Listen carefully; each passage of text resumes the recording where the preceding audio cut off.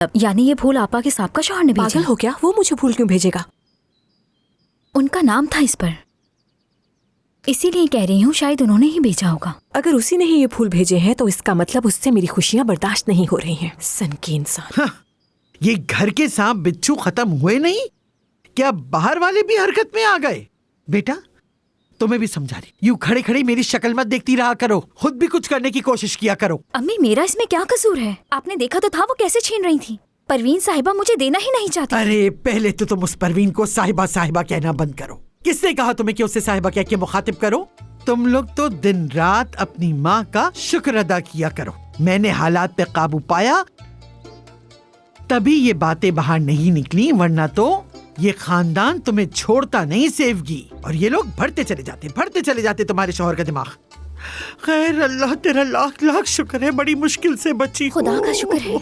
अम्मी अगर ये फूल वाकई उसी ने भेजे हैं ना तो आगे भी जरूर कुछ ना कुछ वो करेगा। मैं उसे अच्छी तरह जानती हूँ, वो पागल इंसान है, कुछ भी कर सकता है वो। हाय, बस दुआ ये करें कि किसी भी तरह ये बात याले तक ना पहुँचे, क्योंकि आजकल उसे अपने बाप की कुछ ज्यादा ही याद आ रही है। अजीब है ना, लेकिन आगे क्या करना है मैं जानती हूँ। उसके पास जाऊंगी और ये फूल उठाकर उसके मुंह पर दे मारूंगी।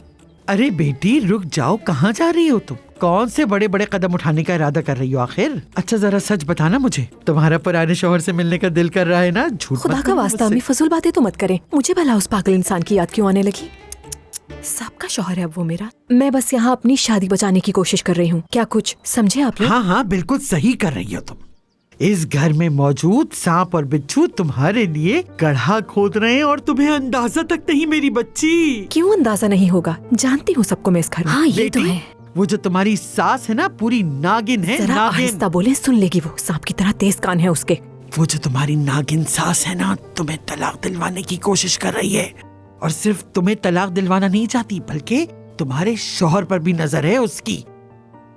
वो उस बेकरी वाली औरत की तुम्हारे शौहर पर पहले से नजर थी, बहुत पहले से। किसकी? सुमर की? हाँ वही बेकरी वाली। थोड़ा सा रह गया अम्मी, वरना उस औरत ने सारा काम ही बिगाड़ देना था। सुबह सुबह ऐसे कौन करता है? दफना दिया उसने सबको पार्किंसन बोलकर। क्या पार्किंसन? बीमारी है अम्मी कोई, और क्या। किसको कहा उसने? आपको कहा उसने? मुझे कहा था। नूर जहाँ को पार्किंसन की बीमारी ना हो जाए कहीं। खुदा के लिए सरवत की बातें दोहराना बंद करो, कभी तो अच्छी बात करो। लेकिन मैंने सूरत हाल को संभाला कैसे अम्मी, देखा ना। हालांकि भाई ने मुझे झाड़ भी दिया था। ध्यान मत दो अपने भाई की बातों पर, जहर तो वो ले चुका है। मैं अपने बेटे को जानती हूँ बहुत अच्छी तरह से।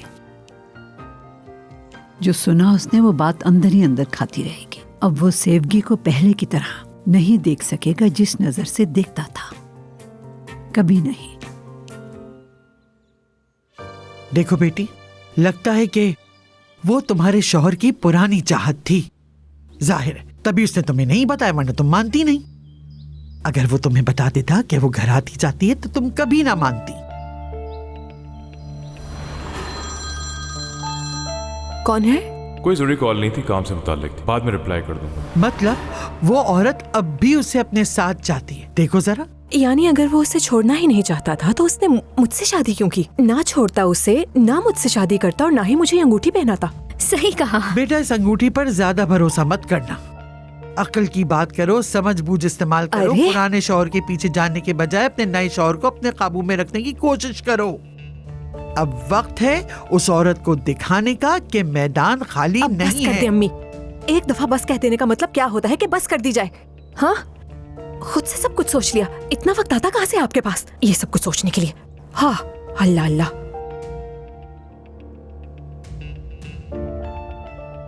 पता नहीं क्या क्या सोचती रहती है। आपा जाहिर नहीं करी, लेकिन उन्हें दुख पहुंचा है। अच्छा ही हुआ, मगर तुम फिक्र ना करो, उसने मुझ पे गुस्सा तो कर लिया, अब उसे जो कदम उठाना होगा बिला झिझक उठा लेगी। इंशाअल्लाह।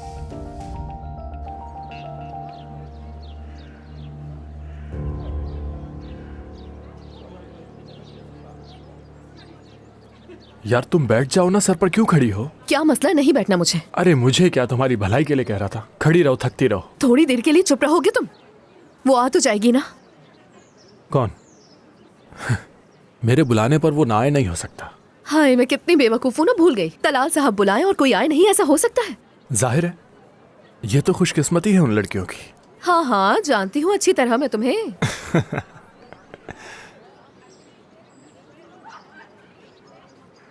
वैसे मेरा मशवरा है, तुम्हारे पास मौका है, भाग जाओ अभी।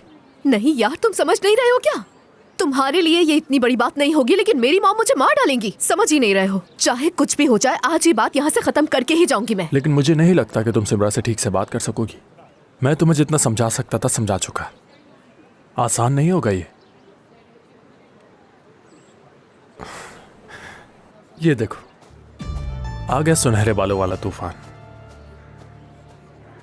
अभी भी वक्त है, भाग सकती हो। अपने काम से काम रखो।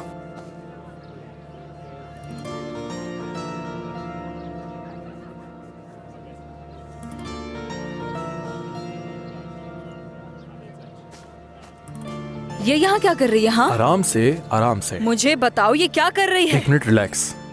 तुमसे कुछ बात करने आई है ये। मैं कल रात से तुम्हारा इंतजार कर रही थी। सोचा था तुम आओगे, माफी मांगोगे, लेकिन तुम तो ऐसे ले आए। देखो, तुम मुझसे तमीज से बात करो। मेरा कोई नाम भी है, समझी? हाँ, नाम तो है तुम्हारा, बदकिरदार। देखो जरा ऐसे तमीज से बात देखो, अगर तुम दोनों ऐसे बात करोगे तो कोई बात नहीं हो सकती। इसलिए गुस्से को साइड रखकर दोनों आपस में बात करो। चलो बैठकर बात करते हैं। बैठने का क्यों कह रहे हो? क्या बात करनी है हमने बैठ के? मेरी बात सुनो। देखो, मैं जानती हूँ तुम क्या सोच रही हो, तुम्हें कैसा महसूस हो रहा है, लेकिन मेरी बात को समझो। जो तुम समझ रही हो वैसा कुछ नहीं है। हाँ, तो फिर क्या हकीकत है, बताओ ना। कल जो कुछ तुमने किया वो मैंने अपनी आंखों से देखा। पागल नहीं हूँ मैं। हाँ ठीक है, देखो तुम्हें गलतफहमी हो रही है, वैसा कुछ नहीं हुआ था। चाहे ये दुनिया का आखिरी इंसान ही क्यों ना हो, कम से कम मैं इसके बारे में तो कभी ऐसा नहीं सोच सकती। ये मेरा स्टेप ब्रदर है यार।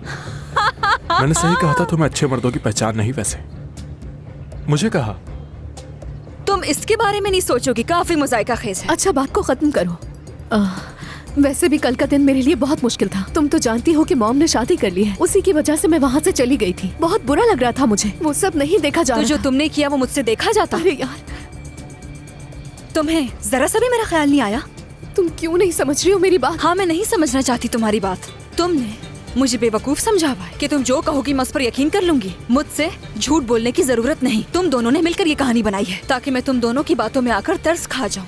मैंने कोई झूठ नहीं बोला तुमसे, सारा कसूर इसका है। बोलो कुछ। मैं क्या बोलूं? तुमने कहा था मैं समझाऊंगी, तो चलो अब समझाओ। मैंने तो कहा था। देखो, मैं वहाँ अकेली थी और ये आया। इसने कहा मैं बहुत परेशान हूँ और पूछा कि मैं तुम्हारे साथ बैठ जाऊँ। मैंने भी तरस खा के कह दिया बैठ जाओ मेरे साथ। हाँ। और वहाँ जो कुछ हुआ अचानक हो गया और उसी लम्हे तुम आ गई वहाँ पर और तुमने हमें किस करते देख लिया बस।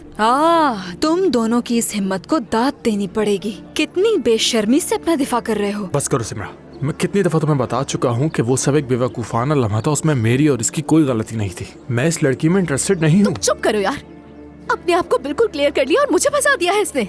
हाँ, तुम्हारे तो कई नाम हैं। याले, छिल्ली, नकचड़ी, प्यारी बहन। देखो सिमरा, अगर हमारे दरमियान ऐसा कुछ होता तो हम यहाँ आकर तुम्हें सफाई नहीं दे रहे होते। सुना तुमने? तो खुदा के लिए अब सब कुछ भूल जाओ और इस मौजू को खत्म तुम करो। कहते हो तो इस मौजू को बंद कर देते हैं। तुम भी जहाँ से आई हो वहाँ वापस चली जाओ, ठीक है? अपने भाई तलाल को मजीद तंग मत करो और ये बात आइंदा मत करना। मैं परेशान थी और उसके पास जाकर बैठ गई तो ये सब हुआ।